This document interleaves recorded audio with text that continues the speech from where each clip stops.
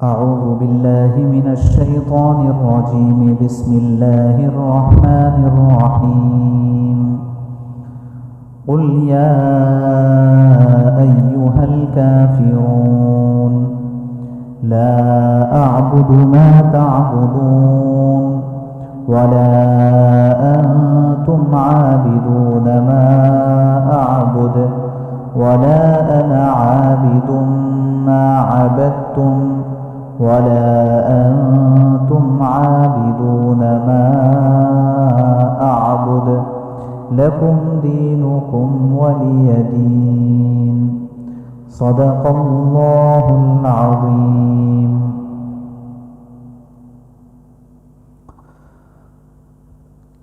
قل یا ایھا الکافرون، آپ کہہ دیجئے اے کافرو، لا اعبد ما تعبدون، نہ میں عبادت کرتا ہوں اس کی جس کی تم عبادت کرتے ہو، ولا انتم عابدون ما اعبد، اور نہ تم عبادت کرنے والے ہو اس کی جس کی میں عبادت کرتا ہوں، ولا انا عابد ما عبدتم، اور نہ میں عبادت کروں گا جس کی تم عبادت کر رہے ہو، ولا انتم عابدون ما اعبد، اور نہ تم اس کی عبادت کرنے والے ہو جس کی میں عبادت کر رہا ہوں. لکم دینکم ولی دین، تمہارے لیے تمہارا دین ہے اور میرے لیے میرا دین.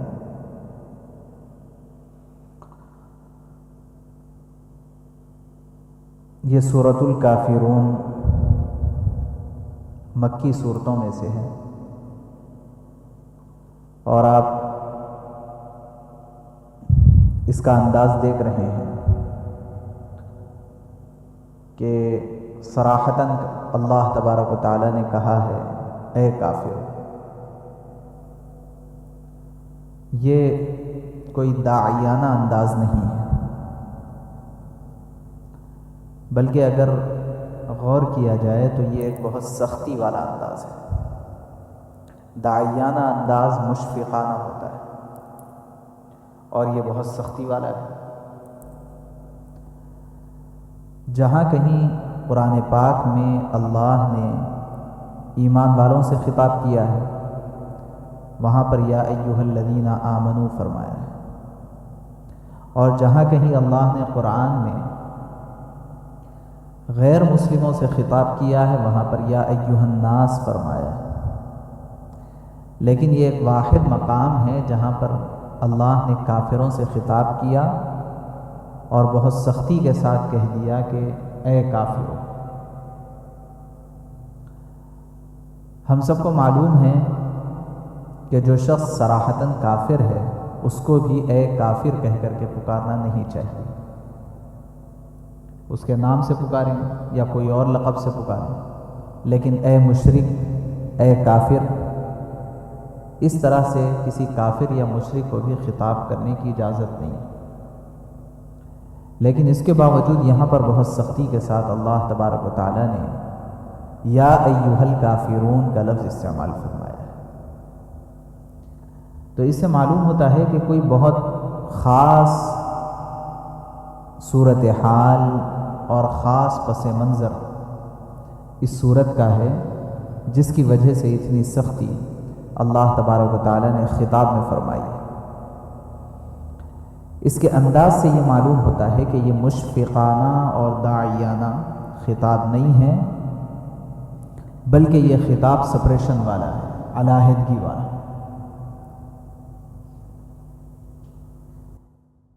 کرنا ہے کہ بھئی ہمارا تمہارا کوئی تعلق نہیں، کوئی ربط نہیں. اس کا پس منظر اور شان نزول یہ ہے کہ جب آپ صلی اللہ علیہ وسلم مکے میں اپنے دعوتی خدمات کو انجام دے رہے تھے اور کفار و مشرکین نے آپ کے خلاف بہت ساری کوششیں کی، سازشیں کی کہ کسی طرح آپ صلی اللہ علیہ وسلم یہ دعوت سے باز آ جائیں. سب سے بڑا مسئلہ یہ تھا کہ اگر آپ کی دعوت اس طرح سے مقبول ہوتی رہی، لوگ اس قدر کثرت سے اسلام میں داخل ہوتے رہے، تو اس کے نتیجے میں یہ مکے کے جو سردار لوگ تھے ان کی چودراہٹ اور ان کی سرداری ختم، اور یہ سرداری ٹرانسفر ہو جائے گی، منتقل ہو جائے گی رسول اللہ صلی اللہ علیہ وسلم کے پاس۔ تو یہ انہیں سب سے بڑا خطرہ تھا کہ جو ان کی سرداریاں ہیں، یہ سرداریاں ختم ہوتی ہوئی انہیں نظر آ رہی تھی، یہ کثرت کے ساتھ لوگوں کے اسلام میں داخل ہونے کی وجہ سے۔ اس لیے وہ لوگ کوشش یہ کر رہے تھے کہ کسی نہ کسی طرح آپ صلی اللہ علیہ وسلم کو اس دعوت سے روکیں، اس کی کوشش میں وہ بہت مصروف رہتے تھے، اور اسی کوشش کے نتیجے میں ان لوگوں نے مختلف مشورے، مختلف میٹنگیں کی۔ ان میں سے ایک میٹنگ ہوئی تھی کہ امیہ ابن خلف، عاص ابن وائل اور ولید ابن مغیرہ، یہ سب سرداران قریش تھے۔ ان لوگوں نے آپس میں بیٹھ کر کے یہ سوچا کہ اگر یہ سلسلہ یوں ہی آگے چلتا رہا تو آگے تو بہت خطرہ نظر آ رہا ہے، اور ہماری سرداریوں کے اوپر گویا کہ تلوار لٹک رہی ہے۔ اس لیے بھئی اب تک ہم مخالفت میں جو کچھ بات محمد صلی اللہ علیہ وسلم سے کرتے رہے، کوئی ہماری بات قابل قبول ہوئی نہیں، کوئی بات انہوں نے مانا نہیں۔ اب مخالفت سے ہٹ کر کے ہم اپنا انداز چینج کریں گے، اور اب ہم کمپرومائز پر آئیں گے، کیونکہ جب دال گلتی نہیں ہے تو دشمن لامحالہ کمپرومائز پر آتا ہے۔ تو وہ کمپرومائز کے سلسلے میں ان لوگوں نے یہ طے کیا کہ ہم جا کر کے یہ کہیں گے کہ بھئی نہ آپ ہمارے معبودوں کو برا بھلا کہیں، نہ ہمارے معبودوں کی مخالفت کریں، نہ ہم آپ کے معبود کی مخالفت کریں گے۔ کمپرومائز یہ کر لیں گے کہ ایک دن آپ ہمارے معبودوں کی عبادت کر لیا کرو، ایک دن ہم آپ کے معبود کی عبادت کریں۔ ایک روایت میں یہ ہے کہ ان لوگوں نے یہ کہا آ کر کے کہ ایسا کر لیتے ہیں کہ آپس میں ہم مخالفت میں تو بولیں گے نہیں، لیکن جو کعبۃ اللہ کے اطراف ہمارے بت رکھے ہوئے ہیں، طواف کے دوران آپ بس ان بتوں کو، ان مورتیوں کو ہاتھ لگاتے ہوئے چلے جائیں۔ تو اس طرح سے کمپرومائز کی، بین کی، درمیان کی صورت نکالنے کے سلسلے میں وہ لوگ مشورہ کرے، اور آ کر کے انہوں نے رسول اللہ صلی اللہ علیہ وسلم کو اپنا یہ مدعا پیش کیا کہ ایسا کر لیتے ہیں، لہٰذا آپ کے ہمارے درمیان کی مخالفت ختم ہو جائے گی، اور ہم دونوں اس طرح سے ایک دوسرے کے مفاہمت کے ساتھ، کچھ ہم آپ کا، ہم کچھ آپ کے، آپ کچھ ہمارے، اس طرح درمیان کی ایک صورت نکال لیں گے، اور اس میں نہ کوئی لڑائی ہوگی، نہ کوئی جھگڑا ہوگا، نہ کوئی مخالفت ہوگا، ہم بھی آپ کے خلاف کچھ نہیں کریں گے اور آپ کو بھی ہمارے خلاف کچھ کرنے کی ضرورت نہیں۔ جیسے ہی ان لوگوں نے یہ کمپرومائز کی صورت پیش کی، اس کے بعد اللہ تبارک و تعالیٰ نے یہ صورت نازل فرمائی، اور آپ کو اس سے اندازہ ہو سکتا ہے کہ یہ تو ایک اس صورت کا شان نزول ہے، اس صورت کا ایک پس منظر ہے، مگر اس سے جو بات، جو سبق ہمیں سیکھنے کا ہے وہ یہ کہ حق و باطل کے درمیان کبھی بھی کوئی کمپرومائز نہیں ہو سکتا ہے، اور اگر ہوگا تو وہ کمپرومائز قابل قبول نہیں ہوگا جہاں حق اور باطل کے گڑمڑ ہو جانے کا اندیشہ ہو۔ حق حق ہوتا ہے، باطل باطل ہوتا ہے۔ حق اگرچہ کہ مغلوب نظر آئے، اور باطل کچھ دنوں کے لیے غالب نظر آئے، تب بھی حق والوں کے لیے یہ جائز نہیں ہے کہ وہ باطل کے غلبے کی وجہ سے اور اپنے دبے ہوئے ہونے کی وجہ سے وہ حق کے ساتھ باطل کے ساتھ مفاہمت کر لیں، یہ نہیں ہو سکتا۔ اور اسی سے یہ بات بھی ہمیں وضاحت کے ساتھ سمجھ میں آتی ہے کہ جو کمپرومائز کی صورتیں ہیں یہ ہر جگہ قابل قبول نہیں ہوا کرتی، اور یہ دراصل دین کے اندر مداہنت ہے اور دین کے اندر اپنے آپ کے کمزوری کو ثابت کرنا ہے۔ کمپرومائز کی صورت کہ چلو بھئی تھوڑا درمیان کا راستہ نکال لیں۔ اس کے لیے آج کل ایک بہت عجیب بات ہمارے نوجوان ساتھیوں کے زبانوں پر بھی اور ہمارے بہت سارے پڑھے لکھے لوگوں کے زبان پر بھی آتی ہے کہ جب کہیں پر کوئی اپنا دل کی بات اور اپنی خواہش کے پورا ہونے کا مسئلہ ہو تو وہاں پر آ کر کے پوچھتے ہیں کہ کیا ایسا کر سکتے ہیں؟ اگر کہا جائے کہ نہیں کر سکتے، شریعت اس کی اجازت نہیں دیتی، تو وہ دوسرا سوال یہ کرتے ہیں کہ کیا شریعت نے اس سے منع بھی کیا ہے؟ کیا شریعت نے اس سے منع بھی کیا ہے؟ کیا شریعت نے روکا ہے؟ تو بھائی بات یہ نہیں ہے کہ شریعت نے روکا ہے تو ہی آپ روکیں گے، جہاں پر شریعت منع کرتی ہے وہیں پر وہ چیز ناجائز ہوتی ہے، ایسی بات نہیں ہے۔ اس کے باضابطہ اصول ہیں، ضوابط ہیں، ان اصول و ضوابط پر رکھ کر کے بہت سارے مسائل بنتے ہیں۔ یا پھر یہ کہ دوسری بات یہ پوچھتے ہیں کہ ٹھیک ہے کر لیے تو گناہ ہوتا ہے کیا؟ غلط کام تو نہیں کر رہا، کر لیے تو گناہ ہوتا ہے۔ یہ ساری درمیان کی صورتیں ہیں۔ جو آدمی حق پر ڈٹا رہتا ہے، وہ حق پر مضبوط رہتا ہے، وہ حق کے ساتھ باطل کی بہت ساری صورتوں کو ملاتا نہیں۔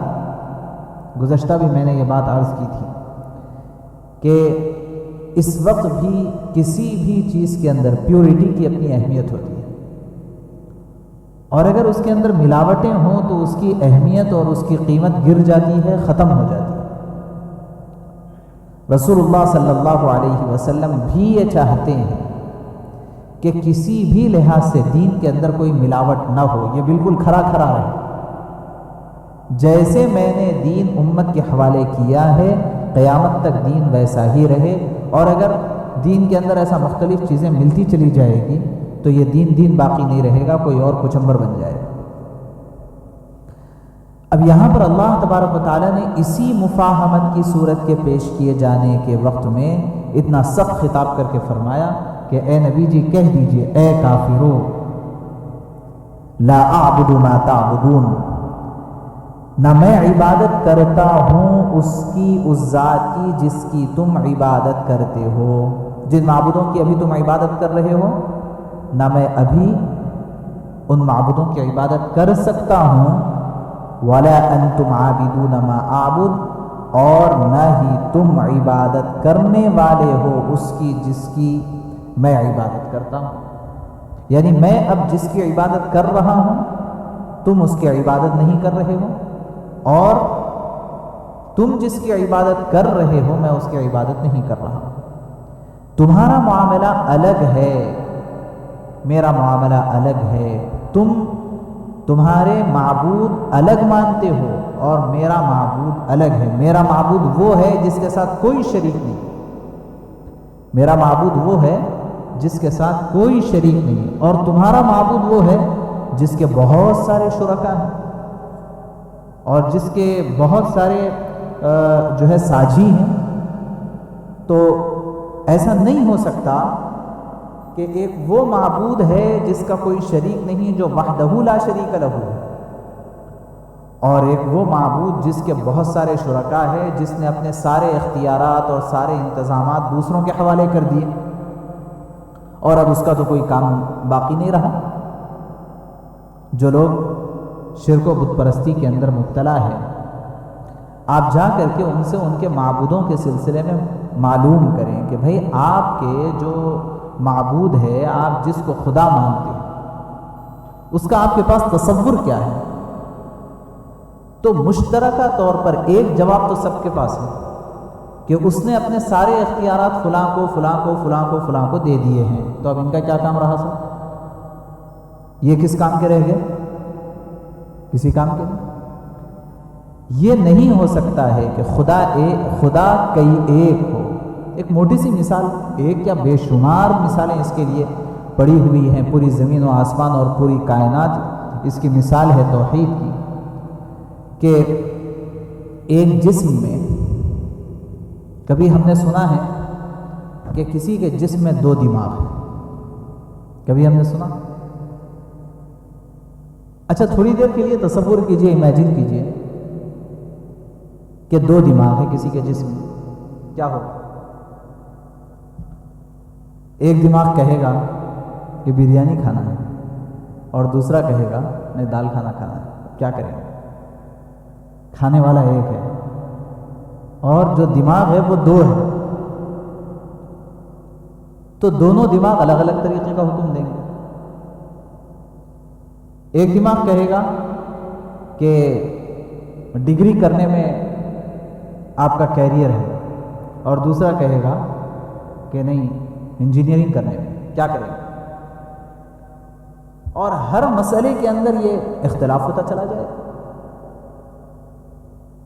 جب موٹی سی مثال ہے کہ ایک جسم کو چلانے کے لیے 2 دماغ، یہ جسم کے مینجمنٹ کے لیے، مینجمنٹ کے پوائنٹ آف ویو سے اگر دیکھا جائے تو یہ ہو ہی نہیں سکتا ہے کہ ایک جسم ہو اور اس کو چلانے کے لیے 2 دماغ کام کر رہے ہیں۔ جب اتنی موٹی سی مثال ہے تو یہ کیسے ہو سکتا ہے کہ کائنات ایک ہو اور اس کے چلانے والے کئی ہوں؟ یہ ہو ہی نہیں سکتا۔ یعنی جیسے کہ میں عرض کرتا ہوں، آپ اگر غور کریں گے تو اسلام پورا کا پورا لاجک پر ہے، پورا کا پورا اسلام اور پورا دین لاجک پر ہے، اور جتنا باطل ہے وہ پورا اللاجیکل ہے، پورا کا پورا اللاجیکل۔ اگرچہ کہ اس وقت وہ کتے بکرے والی مثال چل رہی ہے کہ آپ نے سب نے سنا ہوگا کہ ایک صاحب ایک بکری کو خرید کے لے جا رہے تھے، دوستوں کو خیال ہوا کہ بھئی آج ہم کو تو بکرا کھانا طبیعت چاہ رہی ہے، دیکھا کہ ایک صاحب بکرا خرید کے لے جا رہے، تو فوری ایک نے آگے بڑھ کے کہا کہ بھائی صاحب کہاں لے جا رہے ہو کتا لے جا کر کے کیا کرو گے؟ تو اس نے کہا کہ کیا کہہ رہے ہو، پتہ نہیں کس کو کتا کہتے ہیں اور کس کو بکری کہتے ہیں، بکری خرید کر کے لے جا رہا ہوں، اتنے میں خریدا ہوں۔ تو اس شخص نے کہا کہ ٹھیک ہے، اب آپ اس کو بکری سمجھتے ہیں تو سمجھیے، ہمیں تو ایک کتا نظر آ رہا ہے۔ تھوڑے فاصلے پر دوسرا دوست کھڑا ہو گیا، اس نے پھر یہی کہا۔ تھوڑی دور پر تیسرا دوست، اس نے یہی کہا۔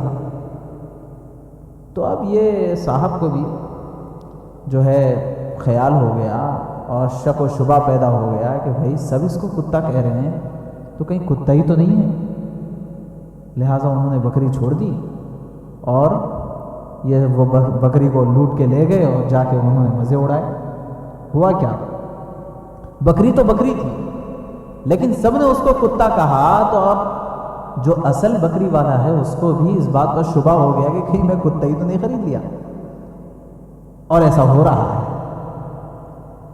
پوری دنیا مل کر کے اس وقت اسلام کے خلاف یہ کہہ رہی ہے کہ اسلام اللاجیکل ہے، تو ہمیں بھی شک و شبہ پیدا ہو گیا کہ ہاں بھائی شاید اسلام لاجیکل مذہب نہیں ہے، یہ اللاجیکل ہے شاید، اور ہم اس کے اوپر نہ غور کرنا چاہ رہے ہیں، نہ قرآن میں کوئی تدبر اور تفکر کرنا چاہ رہے ہیں، اور نہ ہی دین و اسلام کے احکامات پر ہم عمل کرنا چاہ رہے ہیں، نہ اس کے اوپر ہم کچھ اپنا کانسنٹریٹ کرنا چاہ رہے ہیں، جس کے نتیجے میں ہم یہ سمجھ رہے ہیں کہ ہاں بھائی یہ تو لاجک کے خلاف ہے۔ آپ ایک ایک مسئلے کو لے کر کے دیکھیں کہ وہ جتنا لاجیکل آپ کو اسلام کے اندر ملے گا اتنا کسی دوسرے مذہب میں نہیں ملے گا. اور ایک ایک مسئلے کو لے کر کے دیکھیں، جتنا نیچر سے قریب یہ ملے گا اتنا کوئی اور مذہب کا نہیں ملے گا. تو توحید یہ بالکل لاجیکل ہے، اور توحید سے ہٹ کر کے جو تھیوریز ہیں وہ سب کے سب اللاجیکل. اور لوگ کہتے ہیں کہ اسلام کے اندر بہت زیادہ اختلاف ہے. آپ جا کر کے دوسرے مذاہب میں دیکھ لیجئے کہ ان کے پاس اس سے ہزاروں درجے زیادہ اختلافات. ہمارے پاس جزئی مسائل کے اندر کچھ اختلافات ہو سکتے ہیں اور ہونا چاہیے، وہاں پر تو ان کے معبود کے اندر اختلاف ہے. سب سے زیادہ بنیادی معاملات کے اندر وہ ایک پلیٹ فارم پر نہیں آ سکے. مسئلہ یہ ہے کہ ہم نے اپنے آپ کو کمزور سمجھا ہے صرف اس وجہ سے کہ پوری دنیا ہمیں کمزور کہنے لگ گئی ہے. یہ تو ایک پروپیگنڈا ہے جس کا شکار ہم اور آپ بھی ہو گئے. اللہ تبارک و تعالیٰ نے یہاں پر یہ سمجھا ہے یہ ہو ہی نہیں سکتا، کیونکہ سوچ ایک ہی ہوتی ہے، اور عقیدہ پورا کا پورا یہ سوچ پر ڈیپینڈ ہوتا ہے کہ آپ کی تھنکنگ کیا ہے، آپ کے تھاٹس کیا ہے، آپ کے سوچنے کا انداز کیا ہے، آپ کس چیز کو مانتے ہیں، اس پر آپ کا عقیدہ ڈیپینڈ ہوتا ہے. ایسا نہیں ہو سکتا کہ آپ کئی ایک کو بھی مانیں اور ایک کو بھی مانیں.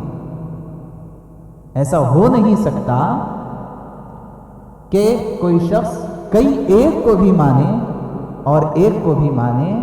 اس کا اطمینان یا تو کئی ایک پر ہوگا یا ایک پر ہوگا. اور یہ جو عقیدے کا معاملہ ہے یہ اتنا نازک ہے اور اتنا زیادہ اہم ہے کہ جہاں پر کسی عقیدے سے کمپرومائز کی بات آئی ہے، اللہ تبارک و تعالیٰ نے اس معاملے کو انتہائی سخت انداز میں خطاب کیا. عقیدے میں کوئی کمپرومائز نہیں ہو سکتا. ماننے کا جہاں تک مسئلہ ہے وہ بالکل ہم کلیئر کٹ ہے کہ اللہ ایک ہے، رسول اللہ صلی اللہ علیہ وسلم اللہ کے آخری نبی ہیں، اور قیامت کے دن موت کے بعد سب کو دوبارہ اٹھنا ہے اور اٹھ کر کے حشر و نشر کا معاملہ. توحید، رسالت، آخرت، یہ بنیادی تین چیزیں جو انتہائی لاجیکل، اور اس کے اندر کوئی جو ہے دو قسم کی باتیں نہیں.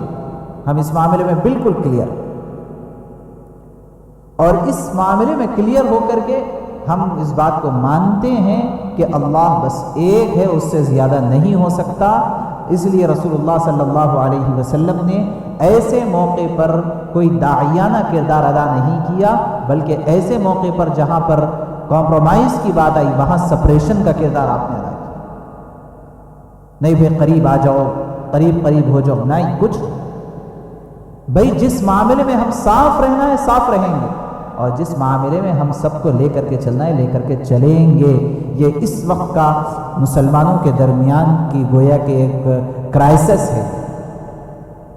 کیا کہ جہاں پر ہمیں بالکل کلیئر رہنا ہے وہاں نہیں رہتے، وہاں سب کو لے کے چلنا چاہتے ہیں، اور جہاں سب کو لے کر کے چلنا ہے وہاں تنہا رہنا چاہتے ہیں. جہاں عقیدے کا معاملہ آتا ہے وہاں پر ہم غیروں کے تہوار میں بھی شریک ہو جائیں گے، ان کے عیدوں پر ان کو مبارکباد بھی دینے لگ جائیں گے، حالانکہ یہ ہمارے عقیدے توحید کے خلاف ہے. کیا مطلب ہے کہ آپ گنیش کے موقع پر ان کو تہوار کی مبارکباد دیں؟ مبارکبادی یہ برکت کی دعا ہوتی ہے، اور برکت کی دعا اس وقت دی جاتی ہے جبکہ آپ کے پاس اس چیز کی عظمت ہو دل میں. تو یہ تو توحید اور شرک کا مسئلہ ہے، یہ مبارکبادی کا مسئلہ تو ہے نہیں. تو اب یہاں جا کر کے ہم مبارکبادی دیتے. اور جہاں پر آپ کو اپنے پڑوسیوں کا خیال رکھنا ہے، آپ کو جہاں پر بیمار کی عیادت کرنا ہے، آپ کو جہاں غریب کی مدد کرنا ہے، آپ کو جہاں یتیم کو کھلانا ہے پلانا ہے، اس کی کفالت کرنا ہے، ویسے موقع پر بھائی شریعت نے مسلمان کی تخصیص تو کی نہیں. پڑوسی کوئی بھی ہو، مسلمان ہو کہ غیر مسلم ہو، حق وہی ہے. بیمار کوئی بھی ہو اس کی عیادت کا ثواب وہی ہے. یتیم کوئی بھی ہو اس کی کفالت کا ثواب وہی ہے۔ تو یہاں پر تو شریعت نے ایک دوسرے کے ساتھ رواداری سکھائی ہے، یہاں رواداری نہیں کرتے، اور جہاں توحید کا مسئلہ آتا ہے وہاں پر رواداری کے اندر لگے ہوئے ہیں کہ گنیش کے موقع پر لے جا کر کے پانیاں پلا رہے ہیں، دیوالی کے موقع پر کنٹریبیوٹ کر رہے ہیں ان کے ساتھ، یہ بھی سنکرانتی کا موقع ہے ان کے ساتھ ہم بھی پتنگ پلانے لگے۔ تو اس سے ہمیں یہ سمجھنا چاہیے کہ جہاں پر عقیدہ اور توحید کا مسئلہ آ گیا وہاں پر ہم تو بالکل کلیئر ہیں اور صاف ہیں بھائی، اس معاملے میں نہیں۔ آپ کو معلوم ہوگا بہت سارے ہمارے غیر مسلم دوست دعوت کے موقع پر کہہ دیتے ہیں کہ صاحب ہم نان ویج نہیں کھا سکتے۔ کتنا کلیئر کہتے ہیں؟ اتنا کلیئر کہتے ہیں کہ ان کو دعوت دینے سے پہلے ہم خود بول دیتے ہیں کہ صاحب آپ کیسا بھی آئیے، کیونکہ ہم کو پتا ہے کہ آپ نان ویج نہیں کھاتے، اس لیے آپ کے لیے ویج کا نظام ہم نے بنایا ہے۔ ان کے بولنے سے پہلے ہم بول دیتے، تو ان کو تو بولنے شرم نہیں آئی نان ویج نہیں کھاتے، اور ہمیں ان کو یہ بولنے شرم آ رہی ہے کہ صاحب آپ کی دکان سے گوشت خریدے ہوئے گوشت کو ہم نہیں کھاتے، یہ بولنے ہمیں شرم آ رہی ہے، تو ہم ان کے دعوتوں میں بڑے دھڑلے سے شریک ہو رہے ہیں۔ لیکن وہ بالکل صاف، یہ بات ہمیں سمجھنا چاہیے کہ یہ جو ہمارا آنر ہے اور یہ جو ہماری غیرت ہے، یہ اسلامی غیرت کو کہاں ہمیں سب کے سامنے لانا ہے اور کہاں رواداری کے ساتھ ہمیں چلنا ہے۔ رسول اللہ صلی اللہ علیہ وسلم نے صاف فرمایا، لا اعبد ما تعبدون ولا انتم عابدون ما اعبد، میں عبادت کرتا ہوں جس کی تم عبادت کر رہے ہو، اور نہ تم عبادت کر رہے ہو اس کی جس کی میں عبادت کرتا ہوں۔ تم کئی معبودوں کی عبادت کرتے ہو اور میں ایک کی عبادت کرتا ہوں، لہٰذا معبود میں کوئی شریک نہیں، تمہارے معبود الگ ہمارے معبود۔ پھر آگے اور وضاحت کے ساتھ فرمایا، وَلَا أَنَا عَابِدٌ مَا عَبَدتُّمْ، اور نہ میں عبادت کروں گا آگے زمانوں میں جس کی تم عبادت کرتے ہو۔ اب جن معبودوں کی عبادت کر رہے ہو کہیں ایسا نہ سمجھو کہ اب نہیں آگے پھر ہم اور تم مل لیں گے، نہیں، یہ معاملہ ایسا ہے کہ جس میں ہمارا اور تمہارا ساتھ نہیں ہو سکتا۔ اگلے زمانے میں بھی کبھی ایسا نہیں ہوگا کہ میں تمہارے مورتیوں کی پوجا شروع کر دوں گا، ایسا نہیں، اور تم ان مورتیوں کی پوجا کرتے ہوئے ایسا نہیں ہو سکتا کہ تم ہمارے خدا کی عبادت کرو گے، کیونکہ ہو ہی نہیں سکتا بھائی، ان کی پوجا کرتے ہوئے کیا آپ توحید ہے؟ وَلَا أَنْتُمْ عَابِدُونَ مَا أَعْبُدُ، اور نہ تم اس کی عبادت کرنے والے ہو جس کی میں عبادت کر رہا ہوں۔ کیا مطلب؟ تم عبادت کرنے والے نہیں ہو جس کی میں عبادت کر رہا ہوں، اس کا مطلب یہ نہیں ہے کہ وہ بعد میں اسلام میں داخل نہیں ہوں گے۔ اسلام میں داخل ہوں گے تو وہ اپنے مورتیوں کی پوجا کو چھوڑ کر کے آئیں گے نا۔ اس کا مطلب یہ ہے کہ جب تم مورتی پوجا کر رہے ہو، اپنے معبودوں کی عبادت کر رہے ہو، اس کے ساتھ اللہ کی بھی عبادت کرو۔ یہ نہیں ہو سکتا، یہ عبادت اللہ کے پاس مقبول ہی نہیں ہے۔ یہاں پر یا تو شرک یا تو توحید، ایسا نہیں کہ وہ بھی یہ بھی، یہاں نہیں چلے گا، یہاں سب کو چھوڑ کر کے آنا۔ اس کے بعد فرمایا لکم دینکم ولی دین۔ اس سے بہت سارے لوگوں کو ایک شبہ پیدا ہوتا ہے، لکم دینکم ولی دین، تمہارے لیے تمہارا دین اور میرے لیے میرا دین۔ اس کا کیا مطلب ہے؟ بعض مفسرین نے اس کی تفسیر میں فرمایا دین سے مراد یہاں پر جزا کے معنی ہے، جیسے الحمدللہ رب العالمین الرحمن الرحیم مالک یوم الدین، یوم جزا کا مالک، یوم جزا کا مالک، جزا وہ سزا، اس کو بھی دین سے تعبیر کرتے ہیں۔ ابن کثیر نے اس کو یہاں پر جزا و سزا کے معنی، لکم دینکم ولی دین، اس معاملے میں تمہاری جزا و سزا تمہارے ساتھ، میری جزا میرے ساتھ۔ یعنی میں جو توحید پر برقرار ہوں، اس کے نتیجے میں مجھے اللہ کے پاس سے جو انعام ملنا ہے وہ انعام مجھے ملے گا، اور جو تم شرک کر رہے ہو اس کی جو سزا تمہیں ملنی ہے وہ تمہیں ملے گی۔ اس معاملے میں نہ میں تمہارے ساتھ ہوں نہ تم میرے ساتھ ہے، بلکہ اس معاملے میں ہمارا تمہارا سپریشن۔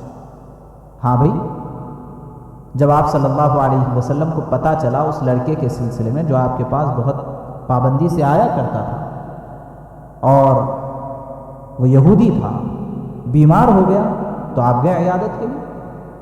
ہاں، وہاں پر رواداری چلی گئی۔ آپ نے بہت سارے غیر مسلموں کا لحاظ کیا، خیال کیا، ان کے ساتھ ادب احترام کا معاملہ کیا، ان کا اکرام کیا، ضرورت کے موقع پر ان کے ایلچی کو، ان کے آنے والے قاصد کو بٹھایا، ان کی مہمان نوازی کی، بے شمار واقعات۔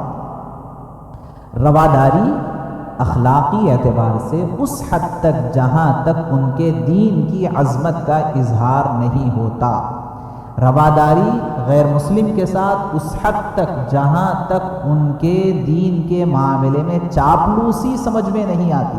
مسلمان ان کا چاپلوس نہیں ہو سکتا کہ آپ ان کے تہواروں کے موقع پر ساتھ دیں گے تو یہ تو چاپلوسی ہے، یہ رواداری نہیں ہے۔ تو جہاں پر عقیدے کا مسئلہ ہے وہاں پر سپریشن، اور جہاں پر رواداری کا مسئلہ ہے وہاں سب کے ساتھ رواداری، وہاں کوئی ہم مذہب دیکھیں گے نہ مسلک دیکھیں گے، وہاں سب کے ساتھ رواداری۔ اس صورت کا یہی آج کا سبق ہے کہ ہمیں وہ حدود کا لحاظ رکھنا چاہیے اور وہ باؤنڈریز کا پورا لحاظ رکھنا چاہیے کہ جو شریعت نے طے کی ہے ان باؤنڈریز کو پھلانگنا دراصل اپنے دین کو نقصان پہنچانا ہے۔ اور مسلمان ایسا نہیں ہو سکتا جو دوسروں کے مذاہب کے ساتھ یہ اشتراک کر لے، یہ اسلام نہیں چاہتا۔ اسلام ایک سچا اور کھرا مذہب ہے اور دنیا کا وہ واحد مذہب ہے جو اللہ کے پاس مقبول ہے۔ ایسا نہیں ہو سکتا کہ اسلام بھی اور دوسرے بھی، ایسا نہیں ہو سکتا۔ اللہ تبارک و تعالیٰ سے دعا ہے اللہ ہم سب کو کہنے سننے سے زیادہ عمل کی توفیق نصیب۔ سبحان اللہ و بحمدہ، سبحان اللہ۔